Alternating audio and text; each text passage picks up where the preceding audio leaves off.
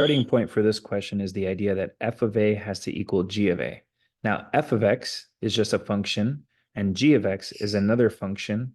F of x seems to be on the graph. G of x doesn't. It doesn't really make a difference. But what throws a lot of people off on this question is the letter a. So students will often say, okay, well, why is there suddenly an a there? And all they're saying with the a is that there's some number that when you plug that number in, it makes the two functions equal. So a can just be thought of as some number, and we need to make the equations equal. So let's just go ahead and do that here. X minus 4 squared plus 10 equals negative x plus 10. And now we can take away 10 from both sides.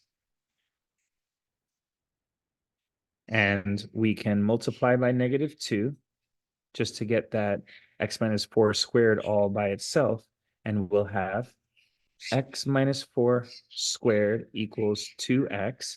And now we can go ahead and expand the left-hand side. X minus 4 squared is x minus 4, x minus 4.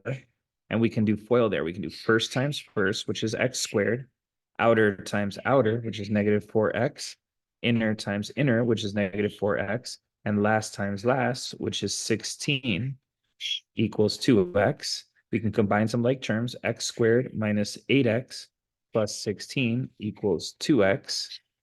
And let me go ahead and just create a little extra space on my page here. And we'll have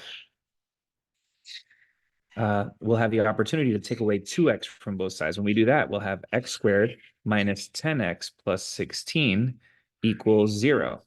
And now we have a BC quadratic because there's the invisible number 1 in the A spot, but we have a B coefficient and a C. So for BC factoring, we need two numbers that add to B and multiply to C. In other words, what two numbers add to negative 10 and multiply to 16? And the answer to that is negative 8 and negative 2. So now we can do our zero product rule, which says that if these two parentheses multiply to 0, either of them can be 0. So we'll do x minus 8 equals 0, x minus 2 equals 0. And when we solve each of those, we get our 2x values. So what are the 2x values, the two a's that could have been plugged in here that would have made the two equations equal? Well, one of them could have been 8 and the other one could have been the number 2. And those are our answers to this question. If you're in a real SAT, you can either go ahead and fill in an 8 or fill in a 2, and either one of those would be right.